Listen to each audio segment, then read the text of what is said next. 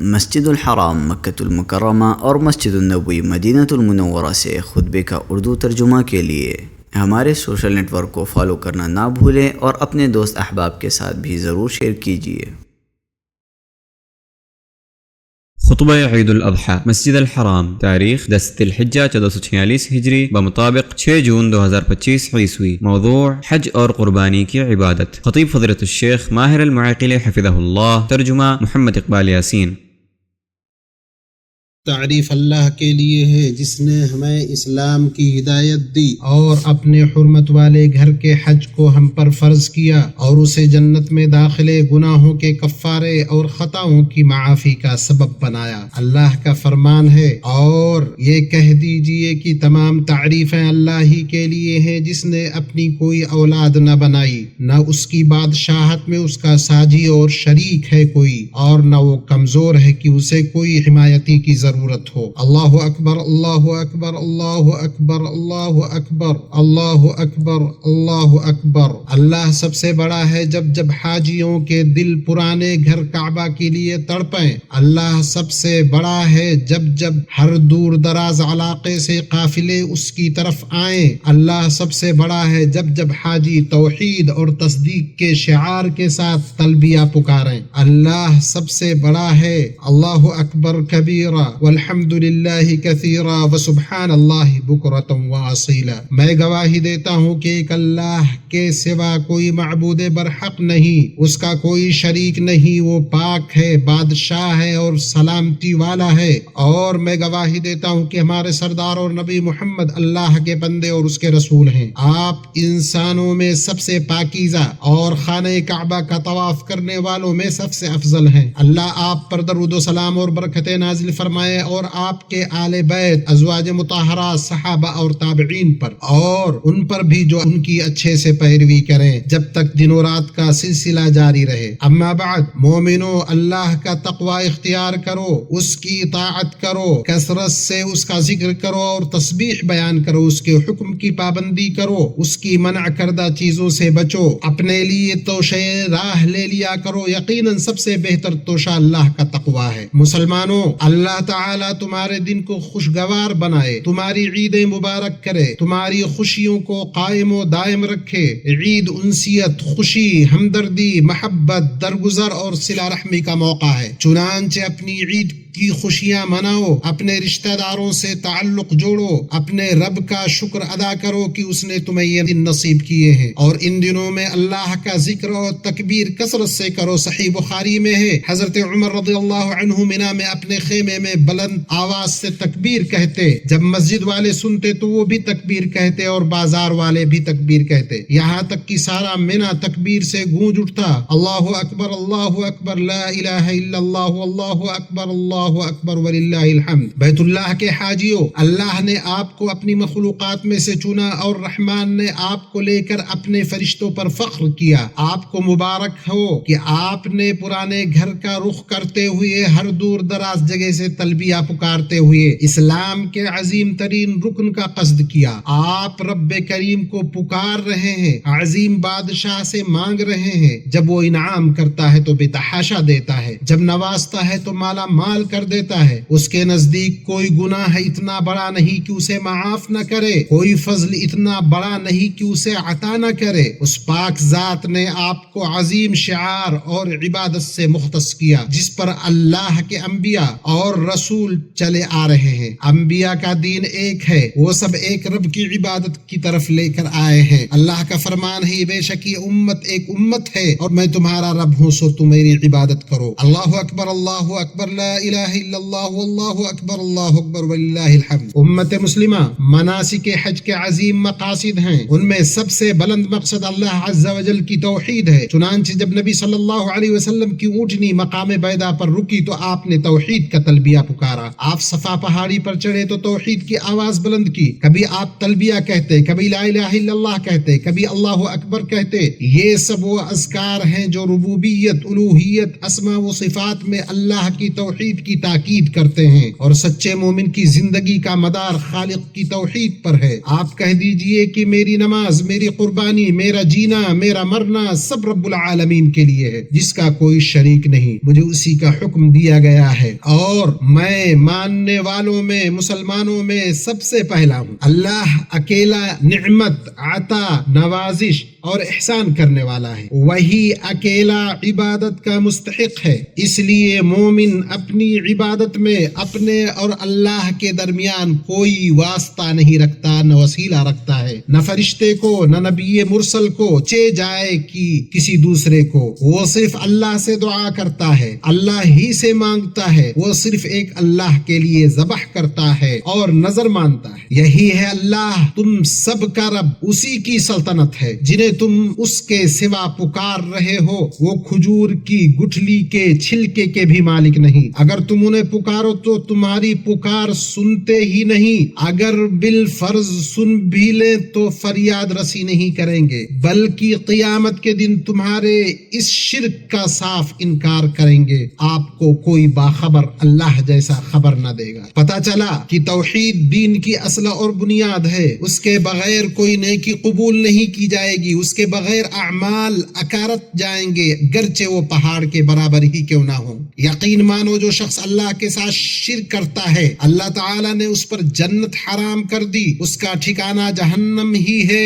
گنہگاروں کی مدد کرنے والا کوئی نہیں ہوگا. اللہ اکبر, اللہ اکبر, لا الہ الا اللہ, اللہ اکبر, اللہ اکبر وللہ الحمد. مسلمانوں, جس طرح اللہ تعالی نے اپنی توحید کا اور اپنے لیے عبادت کو خالص کرنے کا حکم دیا ہے, اسی طرح اس نے نرمی اور رحمت کا حکم دیا ہے. یہ حکم ان موسموں میں موقد ہو جاتا ہے جن میں بھیڑ ہوتی ہے. چنانچہ نبی اکرم صلی اللہ علیہ وسلم سے عید کے دن کسی مقدم یا مؤخر ہونے والی چیز کے بارے میں نہیں پوچھا گیا, مگر آپ نے کہا کرو کوئی حرج نہیں. یہاں تک کہ ایک آدمی نے کہا میں نے طواف کرنے سے پہلے سعی کر لی, تو آپ نے کہا کوئی حرج نہیں, کوئی حرج نہیں. نرمی جس چیز میں ہوتی ہے اسے خوشنما بنا دیتی ہے, جس چیز سے نکال دی جاتی ہے اسے بدنما بنا دیتی ہے. اس لیے تم نرمی برتو, محبت کیے جاؤ گے, نرم بنو, اجر دیے جاؤ گے. عظمت والے اللہ نے سچ فرمایا تمہارے پاس ایک ایسا پیغمبر آیا ہے جو تمہارے جنس سے, جن کو تمہاری مضرت کی بات نہایت گرا گزرتی ہے, جو تمہاری منفعت کے بڑے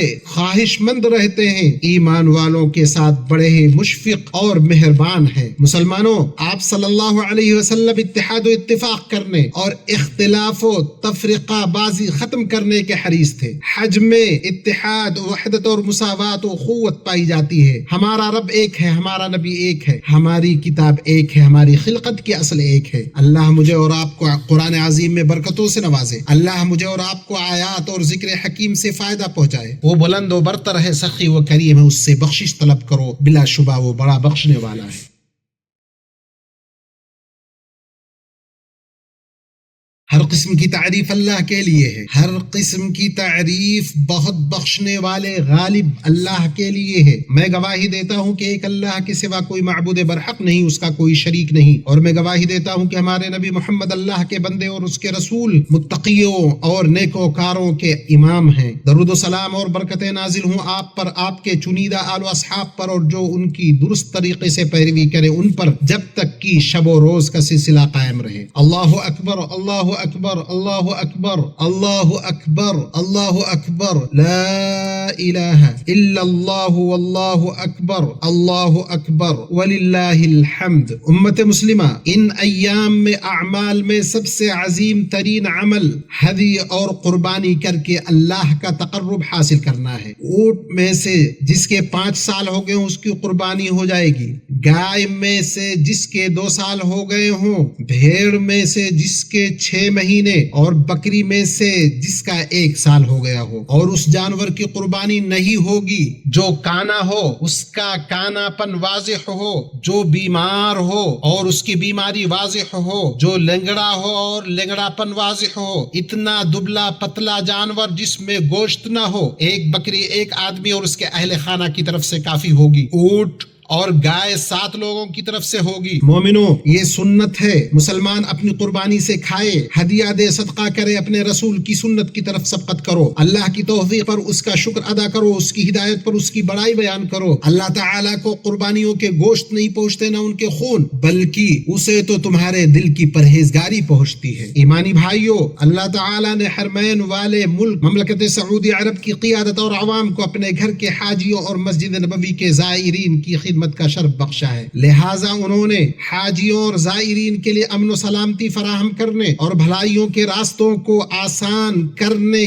کے لیے اپنی قیمتی اور بیش بہا چیزیں خرچ کی، تاکہ لوگ آسانی و سہولت اور اطمینان و سکون اور امان کے ساتھ اپنے مناسک ادا کر سکیں۔ پہلے اللہ کریم و رحمان کا شکر ہے، پھر خادم حرمین شریفین اور ان کے امانت دار ولی عہد کا شکر، اور ہم اللہ سے دعا کرتے ہیں کہ اللہ انہیں مسلمانوں کی طرف سے بہترین بدلہ دے۔ اسی طرح ہم ان تمام کے لیے دعا کرتے ہیں جنہیں اللہ نے اپنے مہمانوں کی خدمت کا شرف بخشا، کہ وہ اللہ کے نبی صلی اللہ علیہ وسلم کی اس خوشخبری میں شامل ہیں جس میں آپ صلی اللہ علیہ وسلم نے فرمایا 2 آنکھوں کو آگ نہیں چھوئے گی، ان میں سے ذکر کیا کہ ایک ایسی آنکھ جو اللہ کی راہ میں رات کو نگہبانی کرتی رہے۔ اللہ نے فرمایا سنو، اللہ کی نشانیوں کی جو عزت کرے اس کے دل کی پرہیزگاری کی وجہ سے ہے۔ اللہ اکبر، اللہ اکبر، لا الہ الا اللہ، اللہ اکبر، اللہ اکبر وللہ الحمد۔ ایمانی بھائیو، آج کے دن ہمارے لیے 2 عیدیں جمع ہو گئی ہیں، عید الاضحیٰ اور جمعہ کا دن، چنانچہ جس نے عید کی نماز ادا کر لی اس سے جمعہ کی نماز ساقط ہو جاتی ہے، جیسا کہ سنن ابی داؤد کی حدیث میں ہے، نبی صلی اللہ علیہ وسلم نے فرمایا آج کے دن تمہارے لیے 2 عیدیں جمع ہو گئی ہے، تو جو چاہے اس کے لیے یہ عید جمعہ کے لیے بھی کافی ہے، لیکن ہم دونوں پڑھ رہے ہیں۔ بیت اللہ کہ حاجیوں پر لازم ہے کہ اس عظیم عبادت کو ہر ایسی چیز سے محفوظ رکھو جو اس کو متاثر کرے یا اس کے اجر و ثواب میں کمی کرے، کیونکہ حج مبرور کا بدلہ صرف جنت ہی ہے۔ پھر اے مومنو، جان لو کہ اللہ نے تمہیں ایک عظیم حکم دیا ہے جس کی ابتدا اپنی ذات پاک سے کی ہے۔ فرمایا اللہ تعالیٰ اس کے فرشتے اس نبی پر درود بھیجتے ہیں، اے ایمان والو تم ان پر درود بھیجو اور خوب سلام بھیجتے رہا کرو۔ اے اللہ درود و سلام نازل فرما محمد پر، ان کی آل و اولاد پر، جیسا کہ تو نے درود نازل فرمایا ابراہیم کی آل و اولاد پر، اور برکتیں نازل فرما محمد پر ان کی آل و اولاد پر، جیسا کہ تو نے ابراہیم کی آل و اولاد پر برکتیں نازل فرمائے۔ یقیناً تو قابل حمد اور بزرگی والا ہے۔ اے اللہ تو راضی ہو جائے خلفائے راشدین ابو بکر و عمر، عثمان و علی سے، اور تمام صحابہ اور تابعین سے، اور ان لوگوں سے جو روز جزا تک اچھی طرح ان کی پیروی کریں، اور ان کے ساتھ ہم سے بھی راضی ہو جا اپنے عفو و کرم و سخاوت سے اے ارحم الراحمین۔ اے اللہ اپنے پاک گھر کے حاجیوں کو توفیق یاب کر، ان کے حج اور تمام اعمال کو قبول فرما، ان کے مناسک مکمل فرما، ان کی دعائیں قبول فرما، ان کو گناہوں سے ایسا پاک و صاف کر دے جیسے وہ آج ہی اپنی ماں کے پیٹ سے پیدا ہوئی ہیں۔ اے اللہ اسلام اور مسلمانوں کو غلبہ عطا فرما، اور اس ملک اور مسلمانوں کے بقیہ ممالک کو پرامن، پرسکون اور خوشحال بنا۔ اے اللہ ہمیں ہمارے ملکوں میں امن عطا فرما، ہمارے سربراہوں اور حکمرانوں کی اصلاح فرما، ہمارے سربراہ اور حکمران کی حق کے ساتھ تائید فرما۔ اے اللہ ہمارے سربراہ خادم حرمین شریفین کو ان کاموں کی توفیق عطا فرما جو تجھے پسند ہو اور جن سے تو راضی ہو۔ اے اللہ ان کی عمر اور عمل میں برکت عطا فرما، انہیں بھرپور صحت و عافیت سے نواز، انہیں اسلام اور مسلمانوں کی طرف سے بہترین اجر عطا فرما۔ اے اللہ ان کو، ان کے امانت دار ولی عہد کو ان چیزوں کی توفیق عطا فرما جن میں اسلام کا غلبہ، مسلمانوں کی درستی اور بندوں اور مسلکوں کی بھلائی ہو۔ اے اللہ ان دونوں کو اپنی حفاظت و رعایت میں رکھ، ان کو حاجیوں، معتمرین اور حرمین شریفین کی خدمت پر بہترین بدلہ عطا فرما، اور یہ سب ان دونوں کے اور اس ملک کے بانی کے میزان حسنات میں ڈال دے۔ اے اللہ مسلمانوں کے تمام حکمرانوں کو ان کاموں کی توفیق دے جو تجھے پسند ہو، جن سے تو راضی ہو۔ اے اللہ ہمارے دین، ہماری قیادت، ہمارے امن و امان کی حفاظت فرما، ہمارے سرحدوں اور مورچوں پر موجود ہمارے امن کے محافظوں کو توفیق یاب کر۔ اے اللہ اپنے اور ان کے دشمنوں پر ان کی مدد فرما، اے قوت و غلبہ والے۔ اے اللہ پریشان حال مسلمانوں کی پریشانی دور فرما۔ اے اللہ فلسطین میں ہمارے بھائیوں کی پریشانی دور کر دے، ان کے شہیدوں کو قبول فرما، ان کے زخمیوں کا مداوا کر، ان کے مریضوں کو شفا دے، ان کے بھوکوں کو کھانا کھلا۔ اے اللہ غاصب ظالم یہودیوں کی پکڑ کر اے اللہ ان کی اجتماعیت کو توڑ دے، ان کی صفوں کو منتشر کر دے، ان کی چال کو ان پر ہی پلٹ دے۔ اے قوت و غلبہ والے، اے عظمت و اکرام والے رب، اے اللہ ظالموں کے ظلم اور غاصبوں کے تسلط سے مسجد اقصی کی حفاظت فرما، اسے تا قیامت بلند و بالا رکھ۔ اے اللہ مسلمانوں کے دلوں کو ایک کر دے، ان کے درمیان صلح فرما دے، ان کو حق و ہدایت پر متحد فرما دے۔ اے اللہ مسلمان اور مومن مردوں خواتین کی مغفرت فرما۔ ربنا تقبل منا انك انت السميع العليم وتب علينا انك انت التواب الرحيم۔ سبحان ربك رب العزة عما يصفون وسلام على المرسلين والحمد لله رب العالمين۔